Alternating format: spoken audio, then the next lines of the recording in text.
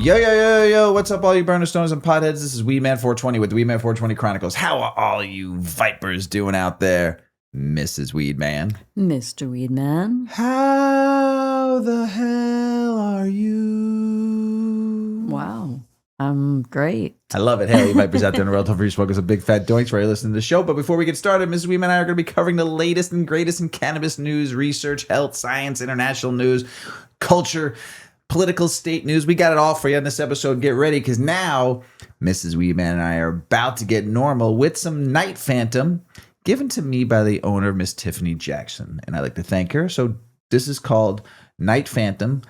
This is their Dusk strain, which is indica born from the powerful cross of meat breath times PCS1. Dusk delivers a deep, full-body experience designed to help you unwind and settle into the night. Expect rich, earthy, funk-layered with grassy finish, creating a smooth, heavy effect and eases tension and quiets the mind. Precision-packed into these 10 mini-pack pre-rolls. We've mentioned these before about California doing these 0.25 milligram pre-rolls. And it was like a big hit, and these things are great. Yeah, the filter's nice and long. Yeah. So Dusk provides a slow, even burn, perfect for those moments when you're ready to disconnect and recharge.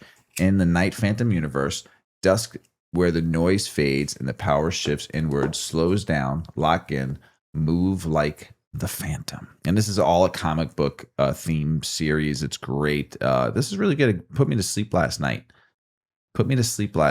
And it was pretty good. And I really enjoyed it. I have to shut the fan off. Give me 1 second, everybody. I forgot. Oh, there we go. Hopefully you didn't hear that in the beginning of the episode. So I'm going to light mine up and smoke this Dusk strain. I didn't wait for you, Mr. Weedman. That's okay. I jumped the gun. We got to each our own joint today because they're little 0.25ers. So they're like almost like doing like a one hitter and stuff. So. But while I'm smoking and Mrs. Weedman's smoking, she's going to tell you a little bit about 8decades.com. Tell us about it, Mrs. Weedman. If you're new to the show, check us out at 8decades.com. That's EIGHT decades.com. And that's where you're going to find our cannabis lifestyle brand. So we created that brand through conversation, ways that we could continue our advocacy, and conversations that we had about how to take the podcast to the next level. So we created a wonderful brand with great products, high quality stuff. So it's your one and done kind of goods. So head over, check it out, sign up for our newsletter, and you will get free shipping on your first order. And be sure to click around on the site and you'll learn a little bit more about us and our advocacy, what we do, why we do it. You'll also find swag for the Weedman420 show. Yay. Yeah. So check us out at 8decades.com. And as we always say, if you support 8decades.com, we get to pay Shawty, our producer. Yay. So, and there's some people that did buy, and I appreciate y'all for supporting the show and throwing to the cause. Just always. Yeah. So this little box is pretty neat too. This is their little cannabis theme, little Night Phantom. It's kind of neat, kind of cool. So check them out. They're at dispensaries all across Illinois and hopefully the world one day. So thanks, Miss Tiffany and team, for hooking up Mr. and Mrs. Weedman for the show. We appreciate you. Thank you.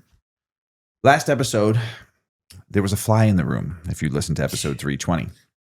And Mrs. Weedman and I were trying to kill it. And guess what? After the show we got done, Mrs. Weedman whacked it out of the air. I got it. And she hit it with the notebook and whacked it. Well, all of a sudden we were like, where the hell did this thing go? We thought it escaped, and then we found it on the floor. Dead. It was great. I got it. So Mrs. Weedman did get the fly, if you were all wondering if we wound up getting it or not. It's important. It is important. So especially all of you were involved in it too, because Mrs. Weedman was trying to like kill it while we were recording. And I thought she was going to knock down the neon over here. If you're on YouTube, watching this on YouTube, the Weedman neon. I was like, well, please be careful with that. All right, Miss Weedman. Before we dive into the meat and potatoes of the show and everything green, we've got some important question to settle. Okay? Where do you think you can find the greatest hot dog? Ooh. Well, some would say Chicago. Mm-hmm. The Chicago dog. Others might say Frankfurt, Germany. Mm-hmm. But this is the United States. Some might say Coney Island. Nathan's. Some might say New York Dirty hot dog water. carts. The dirty water hot dogs. They call it dirty water. There's I don't know. I love a New York hot There's dog. a guy, I believe in Hawaii, that started a hot dog stand that was like hot dogs from around the world. The menu was like featured with like your big city hot dog specialties. Yep, there is.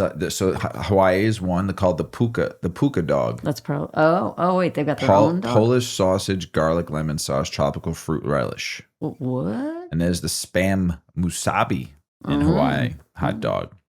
And then in California, you have the La Dodger dog, which is a 10-inch hot dog sold as a foot long. LA Dodger. LA Dodger dog, sorry. La Dodger dog. I'm stoned already. La Dodger dog. La Dodger dog. You like that? It's very the California. LA Dodger dog. Yeah. Very, very Hollywood-esque. Optional. So basically, it's a 10-inch hot dog sold as a foot long. Optional toppings of ketchup, mustard, sweet relish, diced onions. Why is it sold as a foot long if it's only 10 inches? I don't know. Bullshit. I don't know. Then you have the Seattle dog in Washington, which is butterflied hot dog, cream cheese, caramelized onions served on a bun. We didn't have that when we went there. Where was it? Seattle. Sounds Then good. there's the corn dog of Iowa. We all know what a corn dog is, right? And then in Wisconsin, Milwaukee, you have the bratwurst, Yeah. right? Illinois tends to be a fan favorite here because we were in Illinois. Chicago dog, which is all beef Frankfurter on a steamed poppy A seed bun. Vienna beef dog. Vienna beef, loaded with 7 specific toppings: yellow mustard, bright green relish, chopped onions, and we're talking about bright green relish. That shit is like neon. You can see from miles away. Tomato wedges, a pickle spear, sport peppers, and celery salt. Now, So good. here in Chicago, though, in Illinois, we don't put fucking ketchup on our hot dogs. What you do anywhere else, here in Illinois, you will get made fun of. Yes, you will. Oh, big time if you put ketchup on your hot dogs. The Detroit Coney, Michigan dog, which is really good. I've had that. It's chili, mustard, and onion. Ooh, I like Really, really good. The Cleveland Polish Boy, which is a kielbasa topped with coleslaw, French fries, and barbecue sauce. That's different. That sounds good. Then you have the Slaw Dog, which is West Virginia, which is a streak of yellow mustard directly on the bun. Hot dog topped with finely diced white and yellow onions and ladled with beef chili, crowned with creamy slaw. I don't know. I don't know if that's for me. I don't know about that. But then there's the Kentucky, Eastern Kentucky, the chili dog, a hot dog in a bun topped with chili, onions, and yellow mustard. Okay. Sounds good. That was Ohio too, wasn't That it? was no, that was Michigan. That was Michigan. Yeah. And then you have Baltimore bologna dog, which is in Maryland. Split a beef hot dog, fried bologna slices, chopped raw onion, yellow mustard, pickle spear, and a hot dog on a dog or on the side. What? That's different. Yeah. And then you have upstate New York now, which is the white hot. White sausage made of uncured, unsmoked blend of pork, beef, and veal, often served with meat hot sauce. Ew. Different. Sounds terrible. Everybody in upstate Sorry. New York is like, hey. That sounds awful. Let's see here. We have the Delaware dog, which is grilled split hot dog on a steamed olive roll with everything: mustard, fresh chopped onions, a heavily ladled of secret sauce, finely ground meat sauce. What's with the meat sauce? I don't know. Like spaghetti sauce? Like an American ragu on top of Yeah, it just says a meat sauce. Oh. Maybe don't it's know. chili. Maybe some sort of something. Meaty. Manwich. It's like manwich. Oh, I used to like manwich when I was a kid. Then you have the New Jersey has the Italian style Newark dog, which is deep fried hot dog, fried potatoes, sauteed onions, green peppers, mustard, no bun, served in pizza bread. Yeah. That's different. Maybe. Then you have the I'll get to that one last. Then you have the South Jersey dog, dirty dog, which is beef hot dog topped with shaved ribeye steak, fried onions, melted Cooper sharp American cheese. I don't know. And then you have probably, it's just, come on now. Oh, wait, let's go to this one. This is Rhode Island. This is Rhode Island first, which is New York System dog in Rhode Island. Smoked pork, veal, and beef hot dog on a steamed New England style split top bun, slapped with mustard and topped with ground meat sauce and chopped raw onions and a sprinkle of celery sauce. That sounds like just a whole mess all over my face. I bet it's great, but I don't know. Okay, so The meat sauce. I grew up in the Bronx, New York, everybody. And I love a good Chicago dog, don't get me wrong, but I am born and raised in the Bronx, New York, and not born, but raised in the Bronx, New York. And New York City street cart dirty water is something in my favorite. So that's a boiled hot dog in a steamed bun with a choice of mustard, ketchup, relish, or sauerkraut. Now, how I grew up in the Bronx and got my hot dogs was hot dog, mustard, and sauerkraut. Absolutely fantastic. And then there was the hot dog with mustard and onion, but it wasn't raw onion. New York had a special kind of onion in my heart that I know how to make. Yes. Yes. It is just, it's like sauteed in butter, and then they add different stuff to it, and it's just like a gravy. There's like ketchup, tomato paste, Worcestershire, little bit of spicy mustard, butter. Butter. You cook the onions with the butter, yeah, and they turn red. And that's a red sauce, red onion sauce. Yeah. It's just fucking fantastic. And I'm like drooling out of my mouth right now, because I usually make that too for like barbecues and holidays and stuff. And but like I said, I've had a few of those dogs on that list. So Mrs. Weedman and I are foodies. We love traveling and going to finding the food.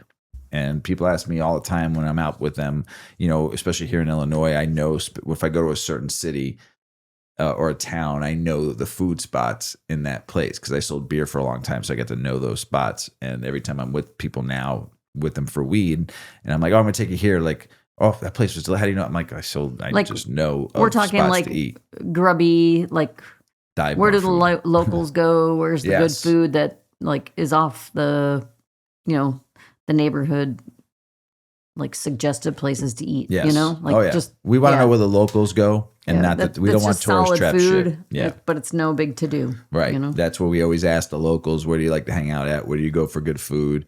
Where do you go? What are the cool dive bars that the locals hang out at? That's where we go. We want to be where the real action's at, not the fake action. Okay, so I looked up the meat sauce. So for the Jersey dog? But it's like Michigan, Ohio, Jersey, Coney dog. So it's like Coney, it's called Coney sauce or meat sauce. Okay, and it's really like... It's like a chili. It's like a chili. Yeah. The Coney dog in Michigan is fucking pretty legit. Yeah. Oh my God, it's so good. So good. Yeah, it's ground beef, onion, ketchup, sugar, vinegar, yellow mustard sauce, Worcestershire, salt, celery seed, black pepper. Oh, that sounds not quite a chili. Sounds fantastic. But it sounds kind of yummy. Sounds like I'll be shitting my pants the next day too, but it'd be great. I'll be on the toilet a lot. Call you KK Poopy Pants. Nobody knows that story. No, we'll tell it one day. That's funny as hell when you said that. KK Poopy Pants. You want to tell it before we get started? I don't know. No, people might not get the joke. We'll tell it one day. Yeah. Come and hang out with us and smoke some weed with us, and we'll tell you the story. It'll be more funny with Mrs. Weedman telling it live. So, Mrs. Weedman, I might have to make this an official Weedman420 Chronicles road trip one day. Travel the country, visit dispensaries where it's legal, and eat hot dogs, and find the best munchy spots and crown the ultimate hot dog champion. Wow. I mean, that's basically a scientific research, right? Yeah. And we can write that off taxes too, because it's a road trip for the business. Yeah. Where we have to do stuff for the podcast and stuff. So not a bad idea. Yuki'll be in heaven. Yeah, if she gets to eat a hot dog at every stop. All right, everybody. Before we get you all hungry, go out there and fire up your favorite strain, man. Because Mrs. Weedman, yeah, you ready to get the show started? I am. All right, let's do this. I had to learn some hard words today. Yeah, right. What are you talking about? So, the research article is a comparative analysis of the action mechanism of CBG, CBD, and CBN in human. Now I'm stoned. I practiced this word so much. Colonial carcinoma. That's how you say it. Colonial carcinoma. I'll tell you what it is in a second. Cell lines published in the Journal of Molecules. All right, everyone, the science articles are getting pretty deep, but don't worry, we're going to break it down without making you feel like you're in a college or a high school chemistry class, okay? Researchers in Thailand wanted to answer a pretty interesting question. We hear a lot about CBD, CBG, and CBN individually, but how they compare when they are tested against one of the most aggressive forms of cancer. I already said the word once. I'm not going to try to say it again. Also known as bile duct cancer. Now, before anyone hears cannabinoids and cancer in the same sentence and thinks we found a miracle cure, let's pump the brakes for a second. The study was done in a laboratory-grown human cancer cells, not in people. That's a huge difference, and it's important to keep that in mind throughout this discussion. So what exactly did the scientists do? They took 2 different human bile duct cancer cell lines and exposed them to 3 non-intoxicating cannabinoids: CBD, CBG, the mother of all cannabinoids, and CBN. They then compared the effects with 2 well-known cancer drugs, kisplatin and gefedafitinib, to see how these cannabinoids stacked up in the lab. I guess I didn't practice all the hard words. There's one more I actually did practice. The first thing they noticed was that all 3 cannabinoids reduced the survival of cancer cells in a dose-dependent manner. In plain English, the higher of concentration of cannabinoids they used, the more cancer cells stopped growing or died.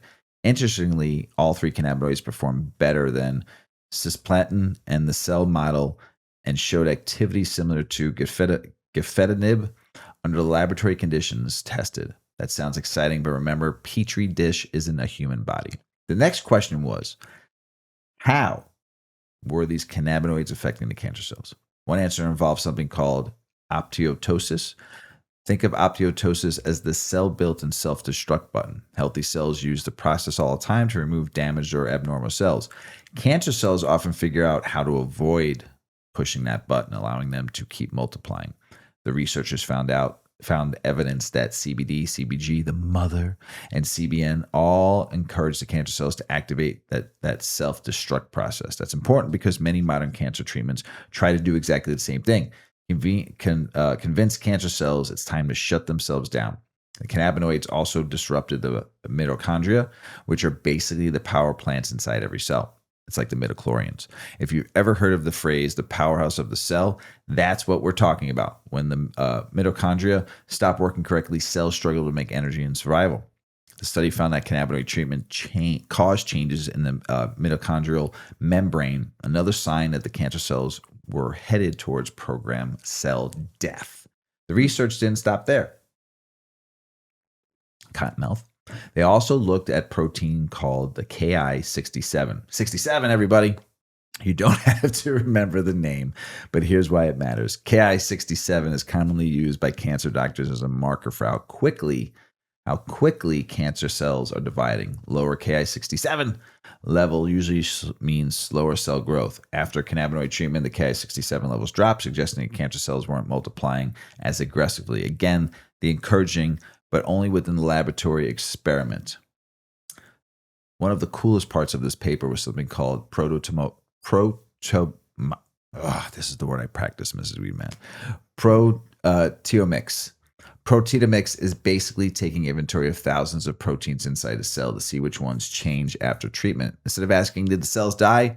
Scientists ask, what changed inside the cells that caused them to die? That gives researchers clues about which biological pathways these cannabinoids might influence. The analyst suggested that CBD, CBG, CBN affect multiple pathways involved in cell survival, stress response, energy production, and programmed cell death. Even though all 3 cannabinoids show anti-cancer activity, each one appeared to influence the cells a little differently, which could become important if the research ever explore combination therapy in the future. Yes, put them all 3 together. All 3 together. Please, and watch the magic truly happen. That's just me. It tells us that the cannabis research continues moving beyond THC and CBD into the so-called minor cannabinoids like CBG and CBN. Scientists are beginning to understand that these compounds may each have unique biological effects instead of simply doing the same thing with different names. But, and this is a big but, not mine, but the but. We're still talking about early stage laboratory research. Growing cancer cells in a dish is much simpler than treating cancer in a living person. Humans have immune systems, metabolism, blood circulation, other medications, and countless variables that can be recreated in a petri dish. Before anyone can even think about using these cannabinoids as cancer treatment, researchers would need to successfully do animal studies, followed by carefully controlled human clinical trials to determine safety and effectiveness. So the takeaway isn't that cannabis cures cancer. The takeaway is that researchers have identified another promising area worth investigating. Studies like this help scientists understand how cannabinoids interact with cancer cells at the molecular level. And that knowledge could someday contribute to new therapies or improve existing treatments. As always, this is why we love covering the science. Every study adds another piece to the puzzle, right, Mrs. Weedman? That's right. Some become dead ends, while others open entirely new doors. Like the doors, they open your mind. Either way, more we learn about the incredible plant, the better equipped we'll be able to separate fact from hype. And around here, that's how we keep what, Mrs. Weedman? Stomping the stigma. One study at a time. All right, Ms. Weedman. This is a big one. Mm-hmm. This is so big. When I read this on a bunch, I mean, this was all over the place when this launched. Cannabis, marijuana, whatever you call this wonderful plant that has angels in these leaves, use now, Mrs. Weedman, now, drum roll, now outpaces alcohol drinking and cigarette smoking. And this is a federal report. Mm-hmm. Not just me telling you all this. Yeah. Tell us about it, Ms. Weedman. Yeah, this article comes from Marijuana Moment, and it's one of those stories that makes you stop and say, wow, we've officially entered a new era. According to newly released federal survey data, more Americans now use cannabis on a daily or near daily basis than those who drink alcohol daily or smoke cigarettes every day. The report estimates that about 21.4 million Americans use cannabis daily, or almost daily, compared to 19.9 million daily cigarette smokers and 17.2 million daily alcohol drinkers. Now, before anyone starts saying, everybody's smoking weed now, let's put those numbers into perspective. Alcohol is still by far the most commonly used substance overall. Roughly 129 million Americans reported drinking alcohol during the past month, compared with about 43.8 million cannabis users. The difference is that alcohol tends to be consumed occasionally by many people, while a much larger share of cannabis consumers report using it daily or nearly every day. The report also shows how quickly things have changed over the past few years. Since 2021, daily cannabis use has continued climbing, while daily tobacco smoking and daily alcohol consumption have steadily declined. That's remarkable. That's a huge shift in American habits, especially considering where cannabis stood just a generation ago. One reason researchers point to is legalization.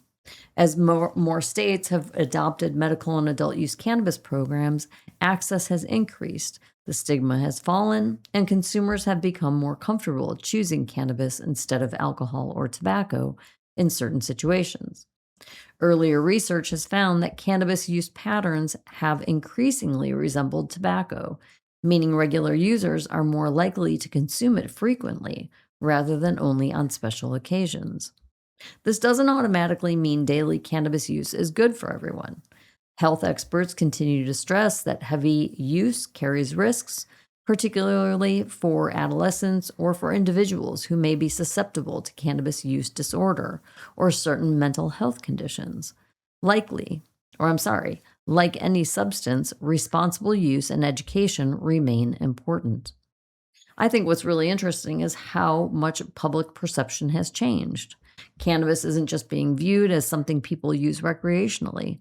For many adults, it's becoming part of their wellness routine, helping with sleep, chronic pain, stress, or simply replacing their desire for alcohol after a long, stressful day.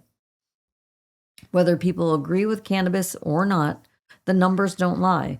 We're watching one of the biggest shifts in consumer behavior in decades.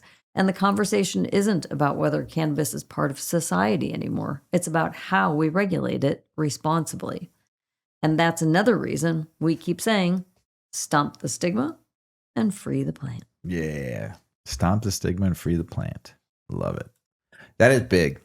Mm-hmm. Just as big as how I can't wait to go to sleep because this strain is knocking me the hell out. There were a couple times when you were reading that I just kind of zoned out completely. That's a great strain for night. Yeah.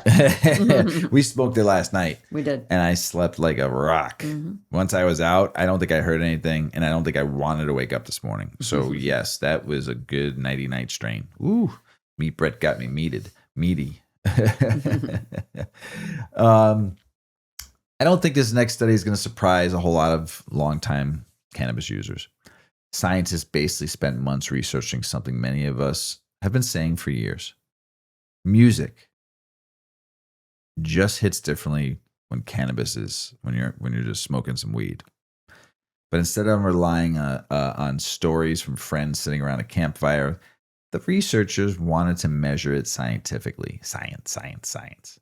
The study was conducted by researchers from several Canadian universities, including Dalhousie University. They surveyed 122 adults who regularly used cannabis and asked them an incredibly detailed set of 100. Ooh, that's a lot of fucking questions. 176 questions about their cannabis habits, music listening, emotions, health, and medication use.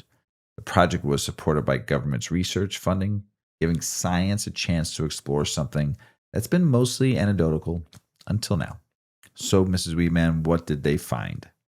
First, the overwhelming majority of participants said cannabis made listening to music a better experience. I love fucking smoking weed and going to a concert. Right? Yeah, totally. Great. Yes, it just makes it so much Everything better. It elevates the experience. Yes. People reported feeling more relaxed, emotionally connected, happier, and more immersed in whatever they were listening to. Many describe music as feeling richer, more meaningful, and even more personal after using cannabis. Now, you might be thinking, well, Mr. Weedman, no fucking kidding. But here's where it gets interesting. The researchers weren't just asking whether music sounded better. They want to know whether combining cannabis with music changed how people felt physically and emotionally compared to using cannabis by itself. According to the survey, many participants reported that pairing cannabis with music enhanced the overall therapeutic experience. Some felt great stress relief, better mood, reduced anxiety, and an increased sense of emotional well-being. Others said the combination helped them unwind after difficult days or made it easier to process emotions. The study also uncovered something that caught researchers' attention.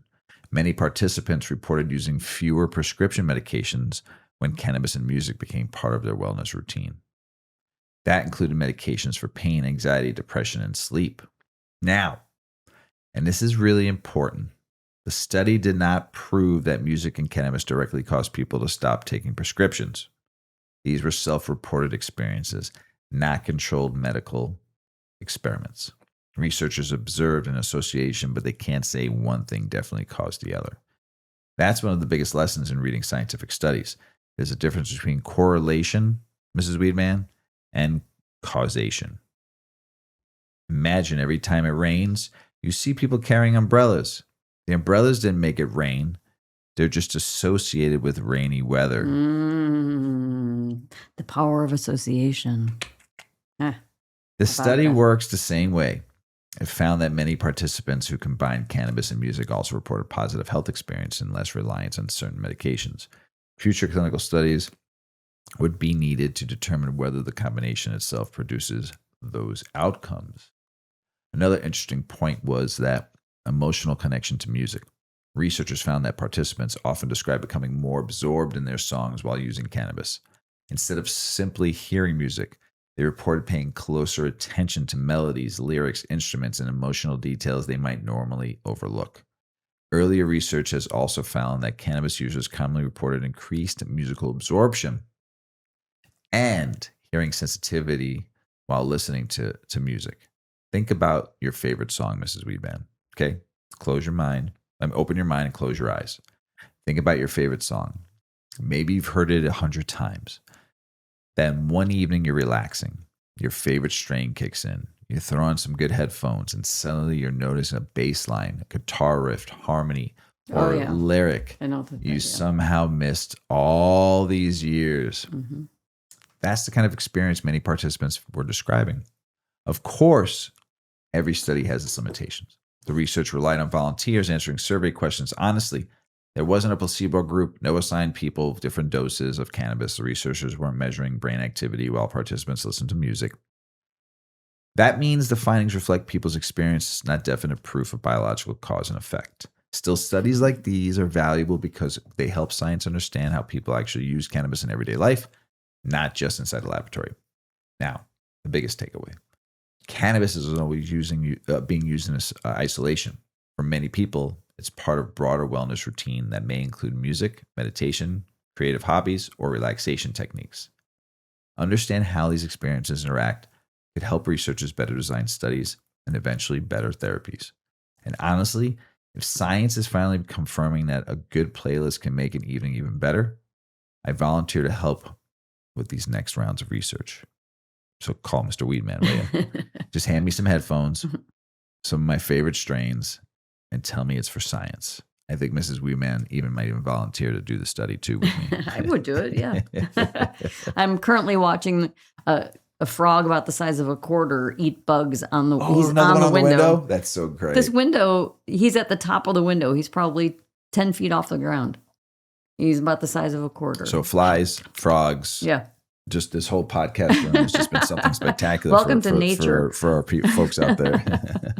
So we love our friendly fur animals, dogs, right? Yeah. We love our Yuki. Oh, yeah. But we love dogs. We love our Gwenny Foo-Foos, which is Paulie's dog.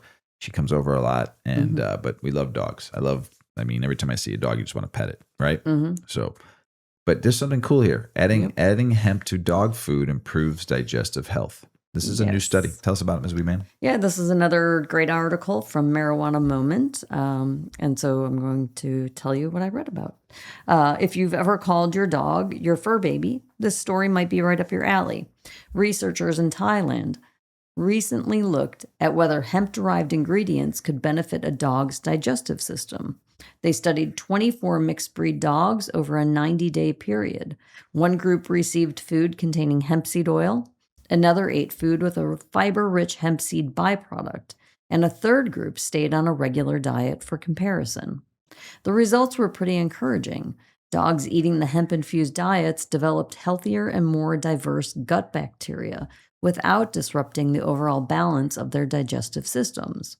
The hemp seed oil group showed the biggest increase in microbial diversity, while the fiber-rich hemp ingredient promoted a different set of beneficial bacteria.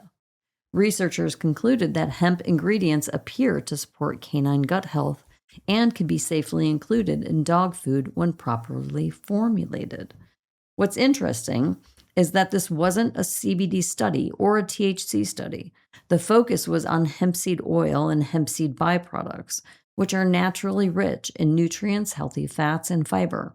That means the digestive benefits may come from the nutritional value of the hemp plant itself rather than cannabinoids that people usually would associate with cannabis.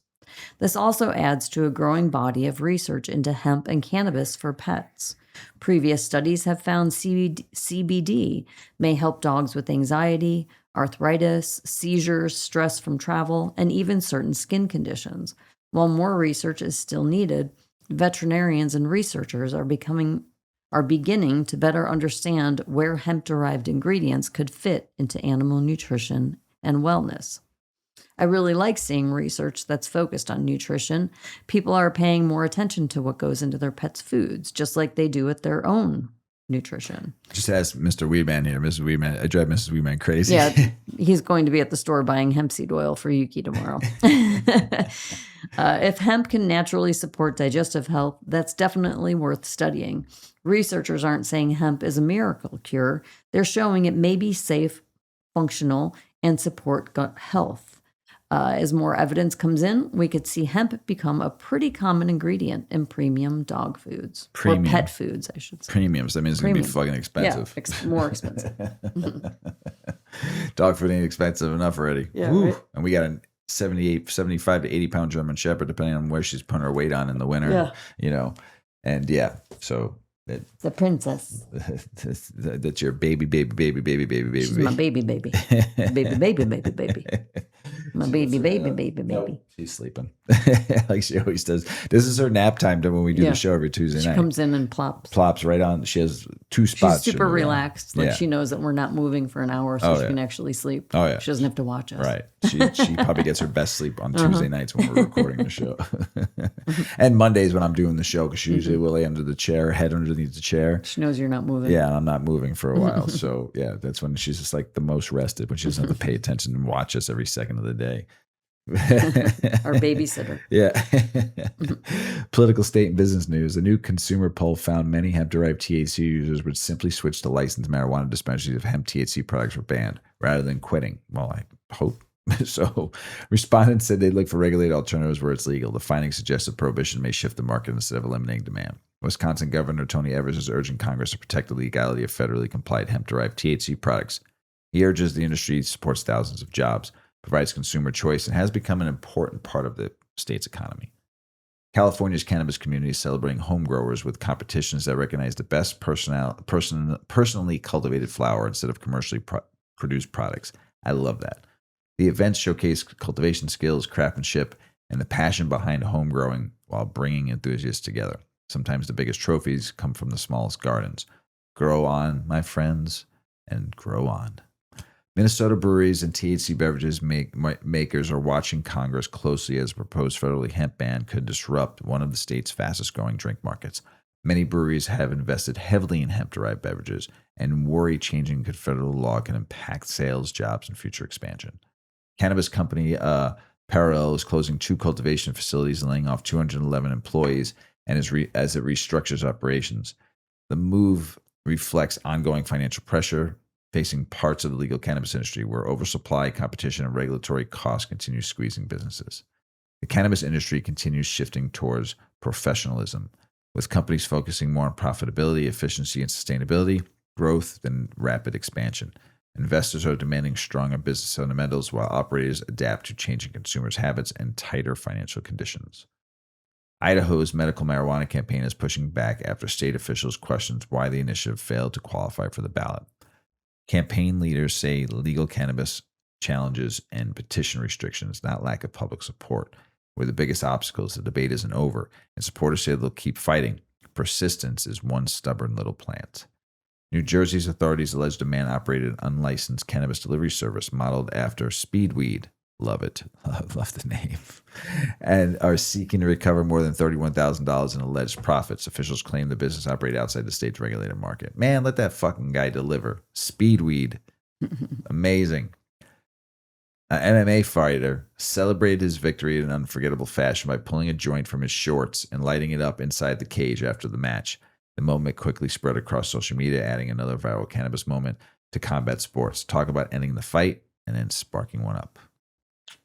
Pulled it out of his shorts. I mean, hopefully he had it in a tube or something because that shit would have been sweaty and fucking. Would have been fucking tasting his fucking ball sacks on his joint. Former U.S. Attorney General Bill Barr recently claimed marijuana as horrific health risk and no accepted medical value, repeating arguments long challenged by researchers and state medical cannabis programs. His comments arrive as more states continue expanding legal access and scientific research. Smart guy. He really reads a lot. Oh, yeah. Yeah. Fucking jagoff. Oh, my God. That's the Southside Chicago. Everything is a lie. Yeah, everything out there. Everything. All the news and research. Horrific. Look at the dangers. Yeah. We're all dying right now. Potheads. We're all dying right now. Causing all the crimes. We're all fucking turning into zombies and eating people's brains because we smoke cannabis for as long as we have. What a fucking... I haven't left my bed in 500 days. Gagoots. Yeah, come on, dude. Oh, my God. Get with it. Someone should slip a edible in his drink. Whatever.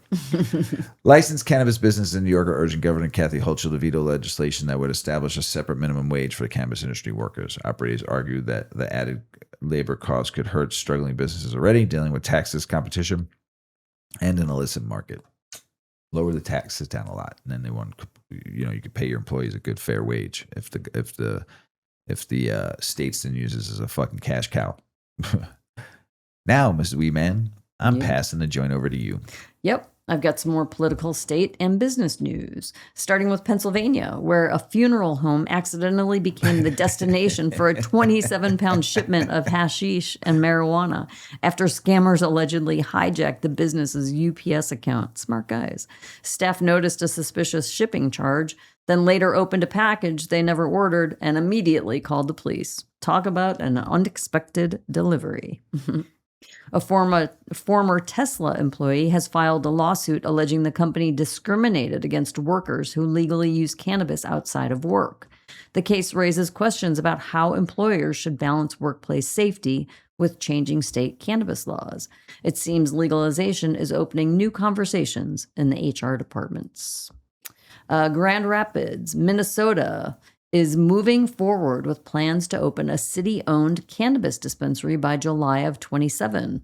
If approved, the municipality would join a small but growing number of local governments entering the legal cannabis market to generate revenue and serve residents. That's just the biggest load of fucking shit. Seriously, really? Really? Do they own liquor stores? No. Do they own any retail? In Pennsylvania, they do. That's There's dumb. state-owned liquor stores. There's some states that do that. I know it's crazy. So stupid. That's dumb. Nope. Yep. I agree Yeah. with you.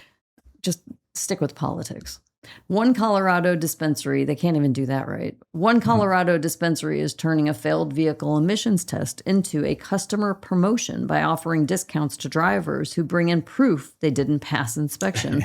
I read that like 3 times, like, didn't pass? Why would you get rewarded? And I'm like, oh, because if they gave something to everybody who passed, they'd be broke. Yes. So you fail your inspection, head on in. It's a creative marketing campaign that's getting plenty of attention and putting smiles on customers' faces. I think that's great. California State Treasurer Fiona Ma says the state's voter-approved cannabis legalization system isn't delivering the results many expected. She believes the current framework should be replaced with a new ballot initiative aimed at reducing the illicit market and improving legal business conditions. Well, isn't that everywhere? California regulators have approved self-checkout kiosks for licensed cannabis retailers, allowing customers to complete purchases more efficiently while still meeting age verification and compliance requirements. The move could help reduce wait times and modernize the retail experience. Pretty soon, grabbing your favorite flower may be almost as easy as buying groceries.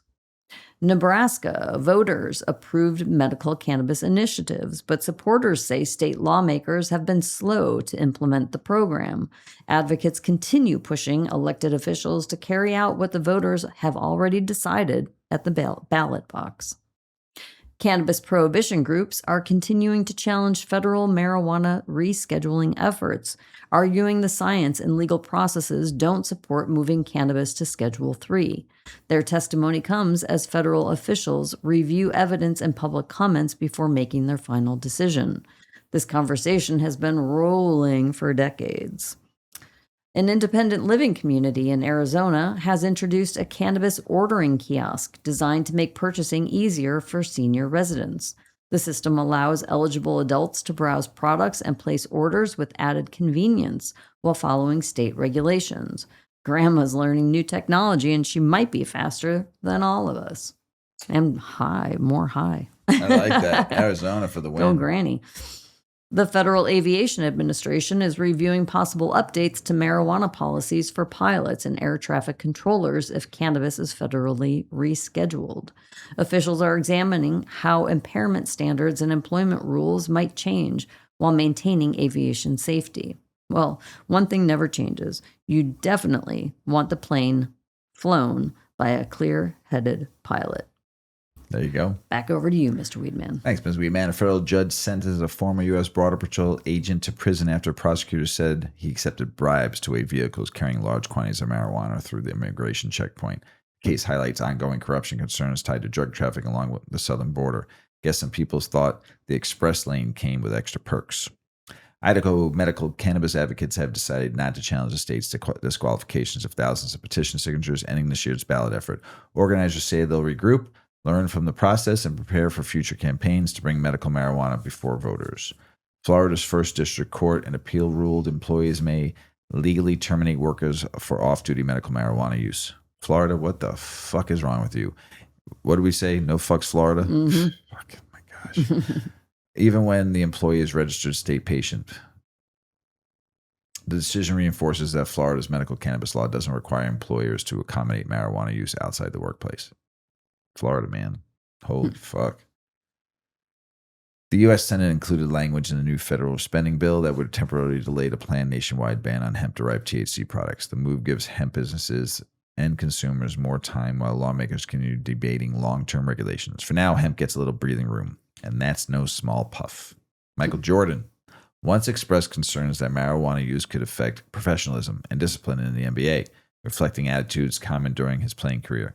Decades later, league policies and public opinion have shifted dramatically as more athletes openly discuss cannabis for recovery and wellness. Michael, You smoke cigars like it's going out of style, and you love your bourbon.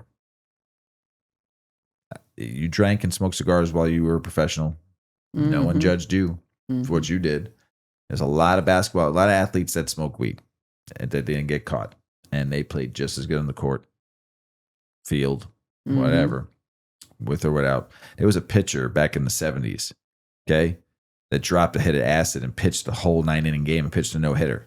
Oh, my gosh. Yes. He was on LSD. Wow. Yes. And he pitched better than he ever pitched before. That's crazy. Yes. I think he played for the Pittsburgh Pirates. I don't remember his name. So, yes. Colorado has dozens of vacant indoor cannabis cultivation facilities, and some developers believe those buildings could be converted into AI data centers. The sites already have heavy electrical infrastructures, making them attractive for high-powered computing operations. I'm only bringing this up because it was an article I read. I know the AI data centers are there's a lot of shit going on with them right now across the world. So, and how much water they use and how much they damage the environment. But maybe this can be something different. I don't know. So, a newly introduced congressional bill would require cannabis, alcohol, and kratom beverages to use standardized coded labels so consumers can quickly identify what type of product they're buying. Supporters say clearer packaging can improve safety and reduce accidental consumption. Alcohol retailers welcome the Senate's decision to delay the federal ban of hemp-derived THC beverages, saying the move protects a rapidly growing product category where lawmakers work on permanent rules. Businesses hope the extra time will provide clarity instead of confusion. Nobody likes changing the recipe halfway through the party, Mrs. Weedman. Alabama officials are considering whether or not to opt out of marijuana rescheduling if cannabis moves to Schedule 3. Legal experts say the decision could affect state enforcement, medical cannabis implementation, and future regulatory policies. Alabama. Roll Tide. Cannabis companies across the country are investing in community programs through expunction clinics, job training, education, charitable giving, neighborhood cleanups, and veteran support. Industry leaders say building trust means giving back to communities that help legalization become reality. And that is political state and business news, everybody. Now, Mrs. Weedman, is there a cannabis culture? And what does it mean for the businesses of cannabis? Yeah, this weed is definitely mellow as fuck. I want to go to bed. Yeah. I'm ready to go fucking sleep. I slept like a fucking rock last night. Yeah, that was good. We smoked, 2.5 of those, maybe 3? Mm-hmm. And I think I fell asleep on you on the couch last night. I think I couldn't move. Remember, I couldn't move? I was I was like sloth. You were making fun of me. I was like, this is great sleep weed, not for doing the show.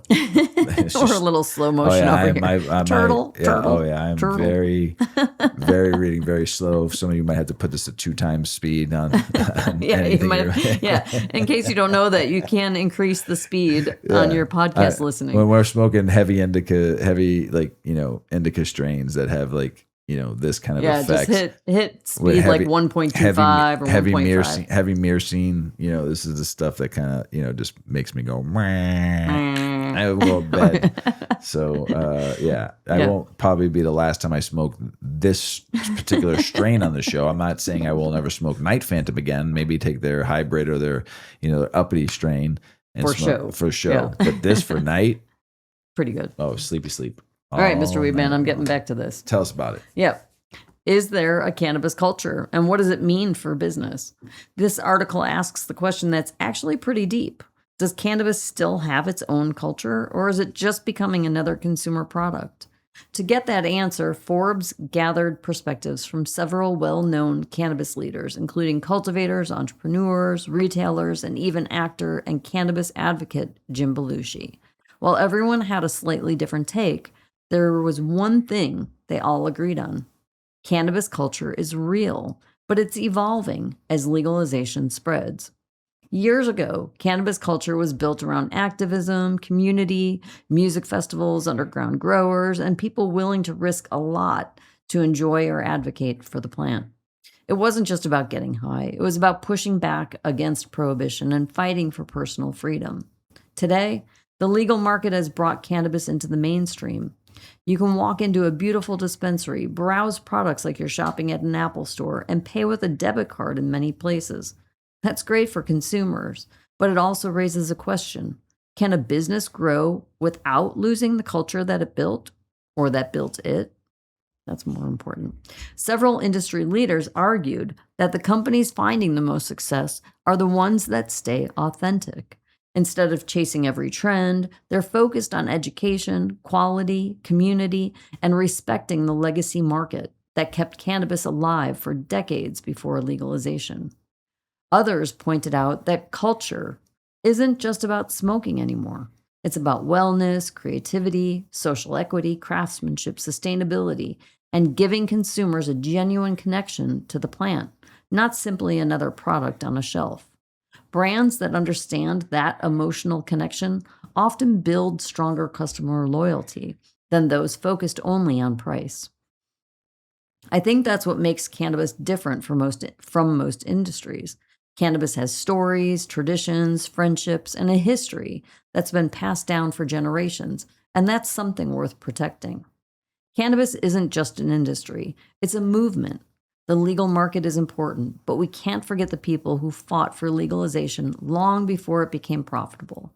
If companies remember their roots while building great businesses, everybody wins. And that's what we've always believed here on the show. It's not just about selling cannabis. It's about honoring the culture, educating people, stomping the stigma, and continuing to free the plant. Free the plant. Free We've heard that a the bunch plant. today, too. Yeah. A few times today, not only just on the show. Free the plant. Free the We've plant. been saying that for a very, very long time. And I love seeing more and more people using that phrase. That term. That's great. Phrase, yeah. Not saying that we started it, but Right. just seeing more and more people using it. Yeah. It's amazing. Stop the stigma, free the plant. Mm-hmm. Education is huge in this industry. Everyone needs to be educated. A lot of people out there are uneducated when it comes to cannabis. So it's great that people are learning more and more about it. And then, helping free 40,000 prisoners that are still locked up. Make no sense. And here we go to international news, everybody. Paraguayan authorities seized more than 40 tons of marijuana hidden inside shipments and used U.S. trucks headed for export. Officially say the operation dealt a major blow to international drug trafficking networks and highlighted the creative methods smugglers continue to use. 40 tons. Oh, shit. That's a lot of fucking weed. Thailand's government continues adjusting its cannabis policies after rapid legalization created confusion over recreational use, medical access, and business regulations. Officials are working to tighten oversight while preserving legitimate medical cannabis programs. It just goes to show legalization is one thing. Writing the rule book is another adventure entirely. I think the Coast Guard, too, off the coast of the Bahamas, got $2.4 million worth of weed like last week or some shit like that, too. So, yeah, crazy. Health Canada. Oh, and I also read, too, one of the largest international cocaine drug busts, $495 million worth of cocaine seized and burned. Whoa. I don't remember what country did it, but it was crazy. $490-something million worth of fucking cocaine. Crazy. Health Canada has updated several cannabis policies, including revisions to import requirements, odor control expectations for licensed facilities, and industrial hemp regulations. The changes are intended to streamline oversight while maintaining product quality and public safety. Police in New Zealand arrested 16 people after coordinated raids that covered the estimated $6.5 million worth of cannabis across properties in Rotorua and Auckland. Auckland, we love you. The authorities say the investigation targeted organized criminal activity and resulted in one of the country's largest recent cannabis seizures. Australian doctors are raising concerns about the growing demand for medical cannabis prescriptions, saying some telehealth clinics may not always provide thorough patient evaluations. Regulators are reviewing prescribing practices while emphasizing the importance of appropriate medical oversight. As cannabis access expands, responsible medicine still comes first. Even good tools need good instructions. Police in England dismantled another sophisticated legal cannabis cultivation operation, discovering hundreds of plants inside of commercial property. Investigators say organized crime groups continue adapting their methods despite ongoing enforcement efforts. This is all the news that's been coming out overseas. It needs to tell you all something. Mm-hmm. They should legalize, decriminalize weed because actually people want it. So, Brazilian federal police in investigating allegations involve President Luiz Lula da Silva, son of possible connections to the medical cannabis sector. Officials say the investigation is ongoing and no conclusions have been reached. Israel has temporarily closed its anti-dumping investigation into Canada cannabis imports after officials identified procedural errors during the review process. The decision paused potential trade measures while authorities reassessed the case. Even international trade disputes sometimes need a do-over. A Vietnamese couple bought to New Zealand to work in what they believed was legitimate employment, instead found themselves running an illegal cannabis grow operations. After this case unfolded, immigration officials issued deportation orders. It's a reminder that if a job offer sounds too shady, probably belongs in the weeds. That is international news, everybody. And crazy how most of that international news were drug busts and nothing positive. I apologize. I just like here in the States, overseas, cannabis is still being scrutinized, beat up, still being fucking, you go to jail for just holding a joint. It's just terrible. And we, the people of this world, keep on taking this shit from our leaders. I don't think there should be a king, queen, or czar ruling over us. There's only one, but that's me. You're the king? No, there's only one up above. But I'm just saying, we let these rulers, governments, people we vote for, do nothing to help us, the people. The people. They just take. Let me ask you all a question real quick before Mrs. Weedman ends it. Let me ask you a question. This is just me thinking right now because I'm stoned. If all hell broke loose, right? Even Yuki's hearing it. Mm-hmm. If all hell broke loose in your country or your state or your city, be honest with yourself and think about it. Do you think your government officials would be there to have your back? Abso-fucking-lutely not. They're going to call the military in to protect them and their assets before they fucking protect yours. Because you're all going to be fucking... They'll pretend, or they'll claim to be helping. Yeah. Okay. But look at all the national disasters. They drop out. They're happening weekly. Oh my God. The fires around the world right now are fucking serious. They're happening probably monthly around our nation. And they're on the news for 5 minutes, and then it's old news because they don't want to keep talking about it because people would be like in an uproar. I think if you really thought about every day how many homes and people are displaced because of natural disaster, government and insurance is not covering that. It's just money. A mess. Yes. No one takes care of you. You have to learn to take care of yourself. Yeah. Unfortunately, we have to live like this in a world that only cares about power, greed, and money, and we all keep on taking their shit. Sorry, it's just me. I'll get off my soapbox. And now, this article is for a friend of mine. Yeah. Reached out to me asking me how I juice my my cannabis leaves when I make my juice. I gave him how I do it, and I say it's too bitter to drink. I usually pour it in a smoothie. So I did some research and found a cool article about how raw cannabis beet juice, a summer wellness recipe, is made with cannabis leaves. So this is for you, Mr. Matty G, my friend, homie. Appreciate you for the text and the phone call. And we had a good hour conversation. So I've talked to you in a hot minute. And this one's for you. Tell us about it, Ms. Weedman. Yeah, this is a fun one to end our research segment because it introduces you all to a completely different way of thinking about cannabis, juicing the raw plant. This is not our research segment. This is culture. Anymore. This is culture. This is culture. Moving on. Moving on. When most people think of cannabis, they think about THC and getting high. But this article reminds us that the cannabis plant has another side that's often overlooked: raw cannabis as a nutritious food. Unlike dried and heated cannabis, raw cannabis hasn't gone through decarboxylation. So compounds like THCA and CBDA remain in their natural form. That means drinking fresh cannabis juice won't produce the intoxicating effects associated with THC.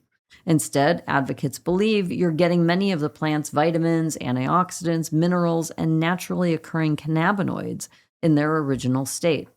The featured recipe combines fresh cannabis leaves with beets, carrots, apples, ginger, and lemon to create a nutrient-packed juice. The earthy sweetness of the beets helps balance the flavor of the fresh cannabis, while the ginger and lemon brighten everything up. It's essentially a wellness juice that happens to include one of nature's most versatile plants. Research on raw cannabis consumption is still developing, though. Many people believe compounds like THCA and CBDA may have beneficial properties. Scientists are continuing to study exactly how those cannabinoids work with the body before making broad health claims. That's why recipes like this are best viewed as part of a healthy diet, not as a replacement for medical treatments. Cannabis has always been more than just THC. Whether it's hemp, CBD, fiber, seeds, or even fresh leaves, we're continuing to discover just how versatile this plant really is. The more we learn, the more it proves that cannabis has a place in agriculture, nutrition, medicine, and everyday wellness. Nice. Yeah. That's for you, Maddie G. Enjoy that recipe, everybody. I do love juicing my leaves and putting it in my smoothies. It's very bitter. I just can't drink it. Yeah. Not like a wheatgrass shot. No way. No. No. So it's way too. I tried it. I just can't do it. So I just always had it in a sealed container and just added it to my smoothies until I was done with it. So this is Weedman. Mr. Weedman. That's the end of the show. Yeah, it is. I'm ready to go to bed. Yeah. That was joint. I'm going to smoke another one. I was asleep like a fucking rock. I can't wait. Got anything else to say before we go? Everybody have a fantastic week. No, that's it. Have a great week. Thanks for listening. I like your necklace. Oh, I'm wearing the dog's. I realized I had that on still. This is the dog's necklace. But it's natural stones. It's giving me. It looks good. I kind of like it. Look good on you. It gave me good juju when I put it on. He made it for Yuki, so I did. She don't wear it, you wear it. Hey, everybody out there, we love you. We really do. We appreciate you listening to the show. We appreciate all the kind words, all the support. We love you out there. Go out there and have some fucking fun. Go enjoy some life. We love you. As Paulie always says, smoke smart. Puff, puff, and away. Puff, puff, pass. Check out our cannabis lifestyle brand online at 8decades.com. Our custom smokes and accessories are perfect for your coffee table, bedroom nightstand, or kitchen counter. They're designed for you to show them off. The Canna community is also loving our hemp and cotton blend t-shirts, sweatshirts, scarves, and hats, finished off with our 8 Decades logo. We've got some awesome, long-lasting goods that will be your favorite for years to come. 8 Decades, because a 9th decade of cannabis prohibition isn't acceptable.